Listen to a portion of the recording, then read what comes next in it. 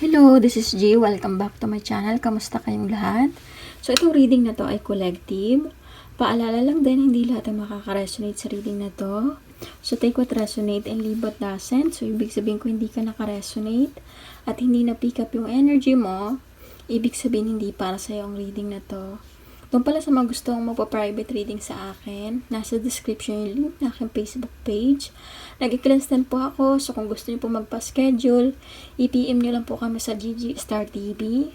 Available na rin po ang aming pampaswerte na bracelet, meron din po kaming pangontra sa gayuma, at meron din po kaming all-in-one na bracelet, so kung gusto niyo po mag-order, naka-pin post na po sa baba yung link na aming Facebook page. Paki-check na lang po. So, tingnan natin kung ano ba yung message ngayon.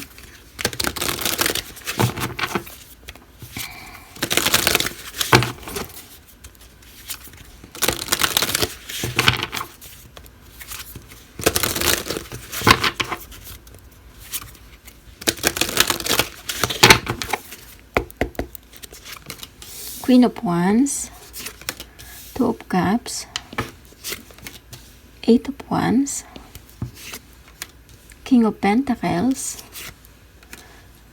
Five of Pentacles. So, nakikita ko dito, possible na iniisto ka ng dati mong naging karelasyon sa social media. Yung iba dito, posibleng mag-message to sa inyo unexpected dahil gusto nitong ayusin yung relationship nyo or gusto niyang kamustahin kayo. Sa nakikita ko dito, kung meron kayong mga kadiling na water sign or fire or earth, sa nakikita ko, gusto ng taong to na makipagbalikan sa'yo dahil mahal na mahal ka pa rin ng taong to. Ito yung nakikita ko na hindi ka pa rin niya makalimutan hanggang ngayon. Iniisip ka ng taong to. Ito yung sinasabi dito na hindi niya kaya na mawala ka sa buhay niya. Kasi kahit na anong gawin niya, ikaw yung naaalala niya palagi. Hanggang sa pagtulog niya, sa nakikita ko dito, sobrang nahihirapan yung taong to, lalo na kung wala kayong communication ngayon. Hindi niya alam kung ano yung gagawin niya. Ito yung nakikita ko dito, na hirap na yung taong to. Gusto niyang itama yung pagkakamali niya, i-prove sa'yo na magbabago na siya. Ito yung nakikita ko. Kaso ikaw dito, buo yung decision mo na i-ignore muna yung taong to or hayaan muna na makita yung totoong intention niya. Kasi sa nakikita ko, nagkaroon ka ng trust issue dito sa past relationship mo eh. Four of Cups, sa nakikita ko rin, happy ka na ngayon eh. Kumbaga, mas pinapriority mo itong sarili mo, nagpo-focus ka na mag-move forward or itry na mag-heal kasi sa nakikita ko sobra kang naapektuhan, lalo na yung health mo. Ito yung sinasabi dito na hindi mo alam kung tama ba yung magiging decision mo, pero ang gusto mo munang unahin yung sarili mo dahil alam mo na itong taong to, nung mga time na kailangan mo siya, wala siya eh. Ito yung nakikita ko, kaya sobra kang nanghina or napabayaan mo yung sarili mo ngayon. So, sa nakikita ko, gusto mong bumawi muna at i-build mo na yung sarili mo dahil alam mo na kapag tinanggap mo ulit yung taong to or pinabalik ulit sa buhay mo, baka lalo ka lang ulit na magkasakit or ma-stress ulit sa taong to.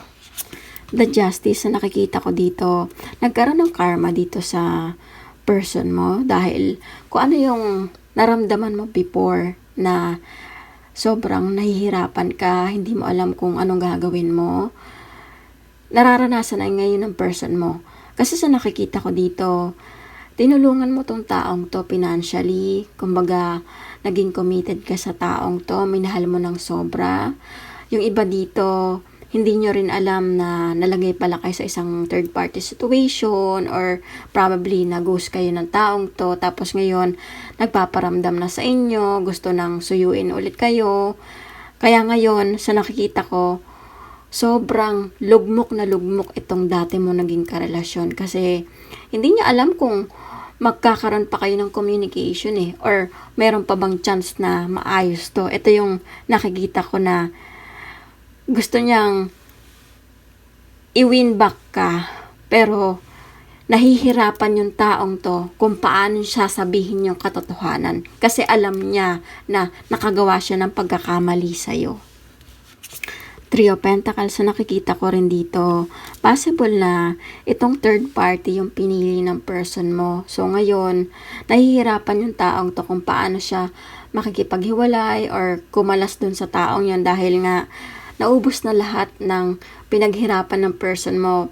Maaring pinirahan lang siya ng taong to or ginamit lang siya. Ngayon, sising-sisi yung person mo. Dahil nung iniwanan ka niya, akala niya magiging masaya siya. Pero ngayon, siya yung namumblema dahil pinapasan niya yung problema ng pinili niyang tao. So, ito yung nakikita ko na walang ibang malapitan na yung person mo. So, gumagawa ng paraan to para suyuin ka kasi nga kailangan ka ng taong to eh.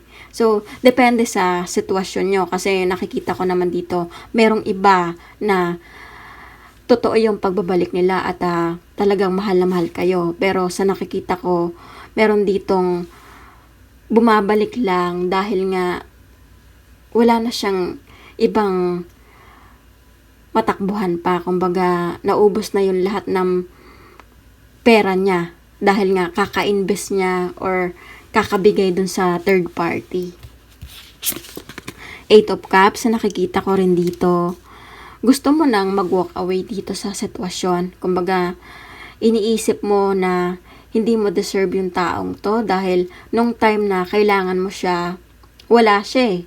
Iniwanan ka.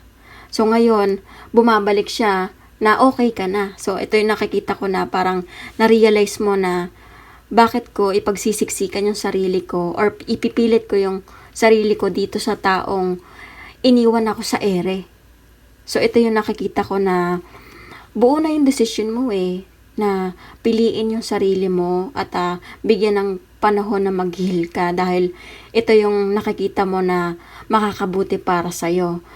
Sa nakikita ko, sobra kang naapektuhan pa rin dito sa nangyari sa past relationship mo or dito sa pinagdadaanan mo. Kaya, hindi mo rin alam kung tama ba yung magiging decision mo kasi mahal mo pa rin yung taong to eh. Hindi pa rin basta-basta nawawala yung pagmamahal mo sa kanya. Although, nangingibabaw sa iyo ngayon na kailangan mong magdesisyon para sa sarili mo, para sa ikakabuti dahil masyado kang naapektuhan dito sa pagluloko ng taong to. Ito yung nakikita ko. Kaya, hindi naman ibig sabihin na magle-let go ka. Ang gusto mo lang siguro magkaroon ka ng time para sa sarili mo na ipakita sa taong to na deserve mo naman yung pagmamahal or yung respeto. Kasi, hindi ka na respeto ng taong to eh. Ito yung nakikita ko na paulit-ulit siyang naglay sa'yo.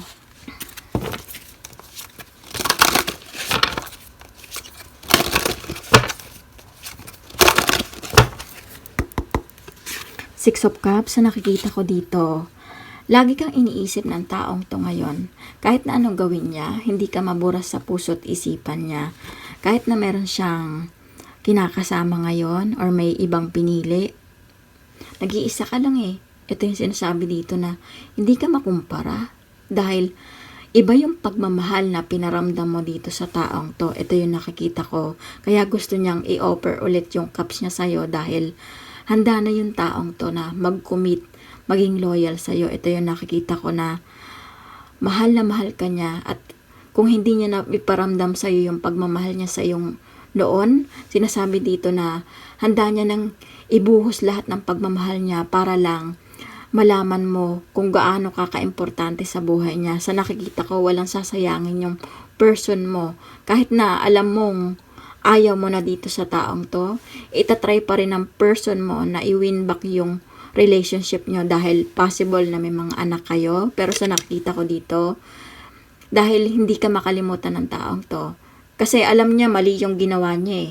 Kahit na pinili niya yung iba, alam niya naman sa sarili niya na ikaw yung totoong mahal niya eh. Nagkamali yung taong to. Ito yung nakikita ko na gusto niyang ipaglaban kung sino yung totoong mahal niya. Ito yung sinasabi dito. So, kung may mga kadiling kayong water, sa nakikita ko, yung pagbabalik ng taong to ay totoo. So, kung meron naman kayong mga kadiling na earth sign, sa nakikita ko, pag-isipan nyo muna yung magiging desisyon nyo dahil possible nga na may mga lihim pa rin na tinatago yung taong to. So, ito yung message na nakikita ko dito. So, kung naka-resonate kayo sa reading na to, huwag niyong kalimutan mag-like at comment. At huwag niyo rin kalimutan mag-subscribe sa aking channel. At maraming salamat ulit. At see you soon.